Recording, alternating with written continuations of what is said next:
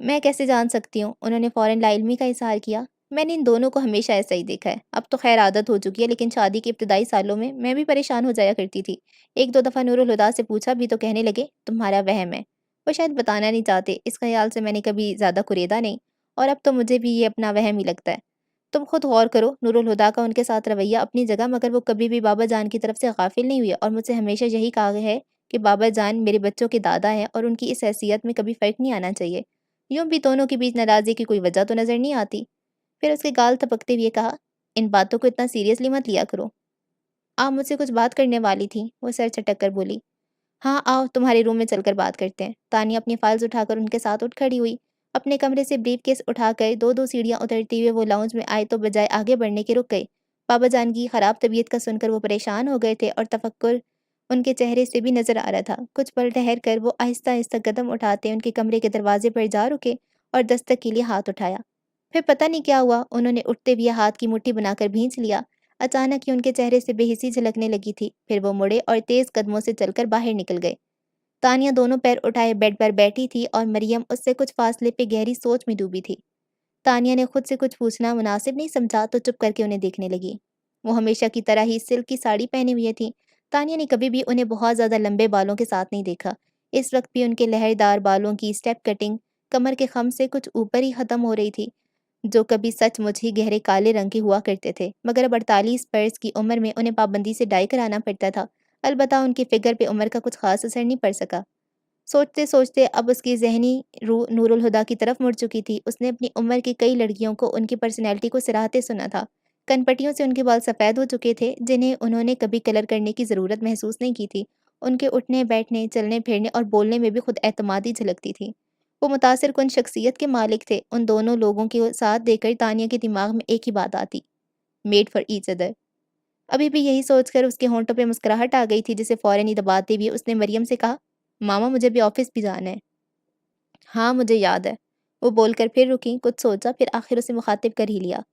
تمہیں انظر کیسا لگتا ہے؟ جیسا ہے ویسا ہی لگتا ہے، اس نے محتاط انداز میں جواب دیا۔ یہی تو پوچھ رہی ہوں کیسا ہے، وہ زور دے کر بولی۔ مجھے کیا معلوم، اس نے پہلو تہی کی۔ معلوم کیوں نہیں، آخر تم دونوں بچپن کی دوست ہو۔ بچپن کی دوستی تو ماما بچپن میں ہی ختم ہو گئی، جب وہ پڑھنے کے لیے ابراڈ چلا گیا تھا۔ اب وہ میرا دوست نہیں ہے، صرف فاروقی گروپ آف انڈسٹریز کا وینڈر ہے، اور اگر وہ میرے لیے کچھ ہے بھی تو بس تیمور انکل کا بیٹا، اس کے علاوہ کچھ نہیں۔ اس بار وہ بولی تو اس کے لہجے میں کوئی گنجائش نہیں تھی۔ مریم نے سانس بھر کے کہہ دیا، انصر نے تمہیں پرپوز کیا ہے؟ خود؟ وہ حیران ہوئی۔ مجھ سے تو عروسہ نے ہی بات کی ہے، مگر ظاہر ہے بیٹی کی مرضی سے ہی کی ہوگی۔ وہ خاموش بیٹھی رہی۔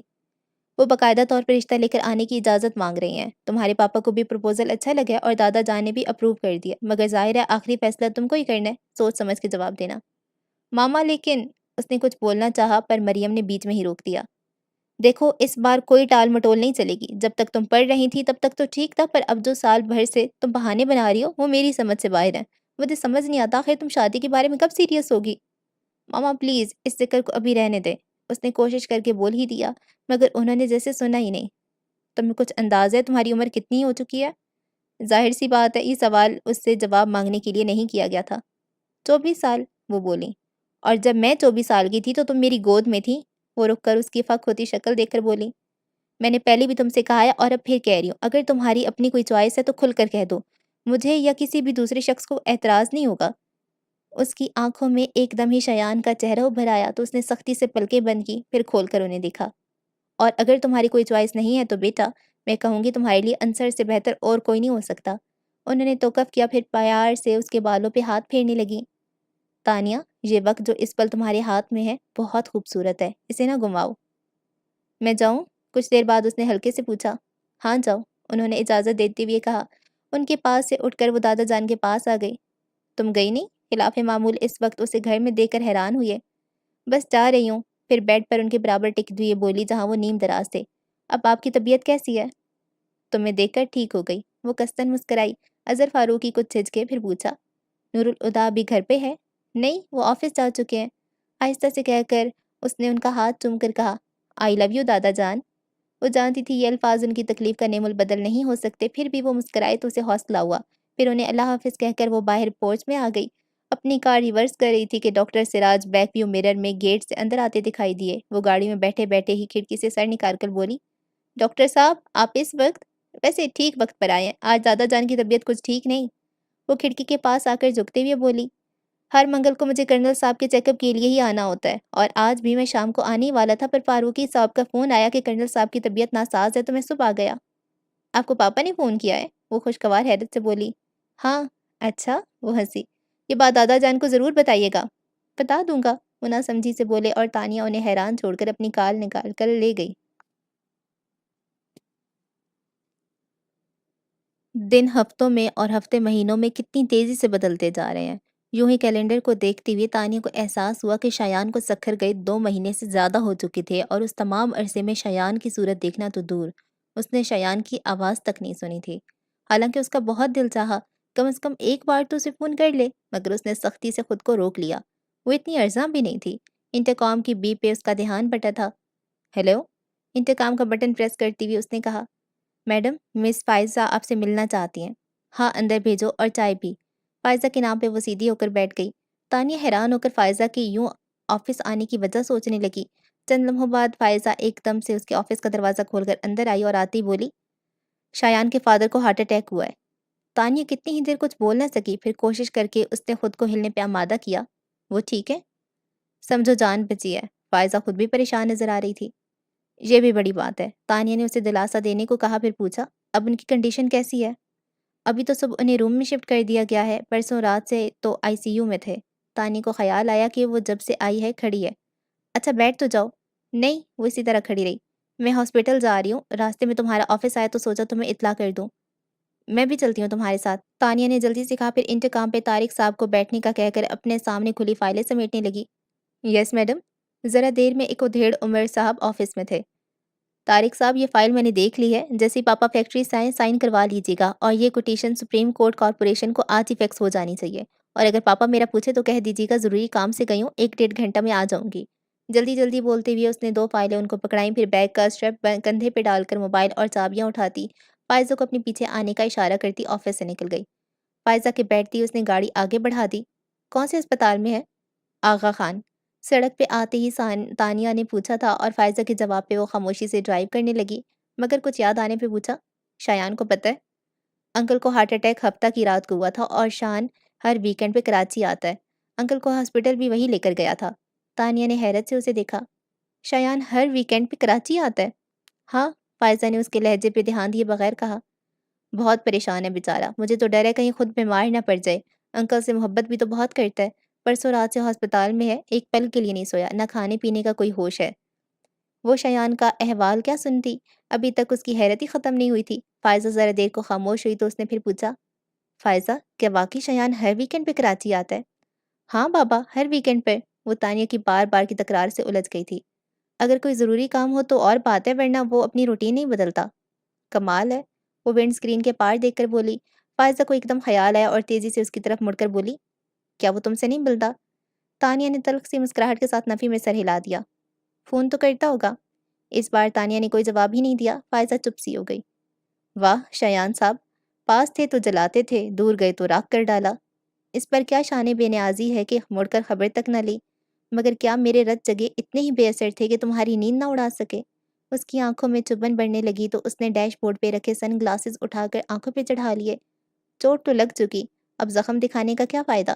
گاڑی اسپتال کے سامنے رک گئی۔ فائزہ نے اپنی طرف کا دروازہ کھولا اور اترنے لگی تو دھیان آیا وہ ابھی تک اپنی سیٹ پر ہے۔ اس نے انجن بھی بند نہیں کیا تو پلٹ کر پوچھا، تم اندر نہیں آؤ گی؟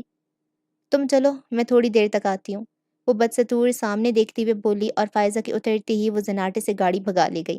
کافی دیر تک بے مقصد شہر کی سڑکوں پہ گاڑی بھگانے کے بعد بھی خون کے ابال میں کمی نہیں آئی تو تھک کر اس نے گھر کے راستے پہ گاڑی موڑ دی۔ گھر میں داخل ہوتی اس کی نظر ملازمہ پہ پڑی تو اسے پکار کر کہا، خدیجہ میں اپنے کمرے میں جا رہی ہوں اور کوئی ڈسٹرب نہ کرے۔ پھر وہ رکی نہیں اور سیدھے اپنے روم میں آ گئی۔ جذباتی ٹوٹ پھوٹ کے بعد اب اس کے اعصاب شکستہ ہونے لگے تھے۔ اس پہ ہیجان طاری تھا۔ دروازہ لاک کر کے اس نے ہاتھ میں پکڑی ہر چیز بیڈ پہ پھینکی اور خود کارپٹ پہ گھٹنوں کے بل گر گئی۔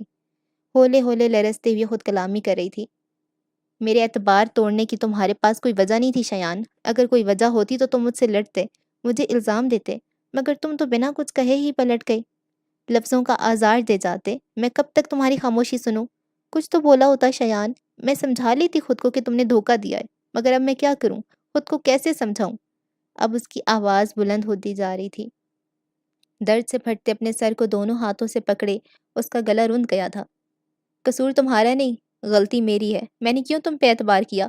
میں نے کیوں تم سے محبت کی؟ کیوں میں آج بھی تم سے محبت کرتی ہوں؟ جب ساتھ ہی نہیں دینا تھا تو تم کیوں میرے پاس آئے؟ اگر جانا ہی تھا تو میری زندگی میں، میرے دل میں آنے کا تمہیں کیا حق تھا؟ پاس آ کر دور جانے کا، جھلک دکھا کر چھپ جانے کا کھیل بہت بار کھیلا ہوگا۔ وہ اب چلا رہی تھی۔ بہت سوں کو تڑپایا ہوگا، بہت ہوں گی جو تمہارے لیے روتی ہوں گی، مگر میں تانیہ فاروقی ہوں، ان بہت سی لڑکیوں سے بہت الگ۔ مجھے تڑپتا دیکھنے کی تمہاری خواہش کبھی پوری نہیں ہوگی شایان۔ نہ میں تڑپوں گی نہ روؤں گی۔ تم وہ نہیں جس کے لیے میں خود کو برباد کر لوں۔ وہ کہہ رہی تھی کہ وہ نہیں روئے گی، مگر دونوں بازو سختی سے اپنی گرد لپیٹ کر، پیشانی گھٹنوں سے ٹکا کر، گٹھڑی بنی وہ پھوٹ پھوٹ کر رو رہی تھی۔ سورج ڈھل چکا تھا اور کمرے میں اندھیرا ابھرنے لگا تھا، لیکن تانیہ نے لائٹ جلائی نہ ہی پردے سمیٹے۔ وہ بے حس و حرکت اوندھے منہ کارپٹ پہ سمٹ کر لیٹی تھی۔ اب وہ رو نہیں رہی تھی، اس کا چہرہ ستا ہوا تھا، بال بے ترتیب ہو رہے تھے، بکھرے بکھرے حلیے کے ساتھ اس کے سر میں درد کی تیز لہریں اٹھ رہی تھیں۔ کئی گھنٹوں تک رونے کی وجہ سے وہ تھک چکی تھی اور اب اس میں اتنی طاقت بھی نہیں تھی کہ اٹھ کر بیڈ کی دراز سے پین کلر ہی نکال لے۔ پھر کچھ وقت سے ہی صحیح مگر اس نے خود کو ہلنے پہ آمادہ کر ہی لیا۔ وہ کھسک کر ٹیبل کی طرف گئی۔ ٹیبل کے سہارے سے بیٹھنے کے بعد اس نے جگ سے پانی گلاس میں ڈالا اور گلاس پکڑ کر اٹھتے ہوئے بیڈ پہ آ کر بیٹھ گئی۔ پھر ڈراز کھول کر پین کلر نکالی اور 2 گولیاں پانی کے ساتھ لے کر گلاس سائڈ ٹیبل پہ رکھا اور بیڈ پہ لیٹ گئی۔ اس کا دل چاہ رہا تھا کہ سو جائے، مگر آنکھوں میں درد اتنا زیادہ تھا کہ بند کرنا بھی مشکل تھا۔ وہ چت لیٹی نیند آ جانے کا انتظار کرتی رہی۔ اگلی صبح شاور لے کر ڈریسنگ روم میں آئی تو آئینے میں اپنی ہی صورت دیکھ کر حیران رہ گئی۔ آنکھوں کے گرد ہلکے سوجے ہوئے تھے۔ نہانے سے چہرے کی پشمردگی تو کم ہو گئی، مگر زردی جھلک رہی تھی۔ اس حالت میں سب کا سامنا کرنا مشکل لگ رہا تھا، مگر اس کے سوا چارہ بھی کیا تھا؟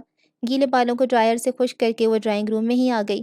اور میں عزیر تو کالج جا چکے تھے اور دادا جان بھی ناشتہ ان کے ساتھ کر کے اس وقت اسٹڈی میں چلے جاتے تھے۔ مریم البتہ نور الہدا کے ساتھ ہی ناشتہ کرتی تھیں، اور جب سے تانیہ نے آفس جانا شروع کیا تھا وہ بھی ان کے ساتھ ڈائننگ ٹیبل پہ موجود ہوتی۔ نور الہدا اس پہ نظر پڑتے ہی چونک گئے۔ انہوں نے مریم کی طرف دیکھا، ان کے تاثرات بھی نور الہدا سے مختلف نہیں تھا۔ بہادر میرے لیے چائے لے آؤ۔ سلائس پہ بٹر لگاتے ہوئے خود کو نارمل پوز کرنے کے لیے ضرورت سے زیادہ اونچی آواز میں بولی تھی۔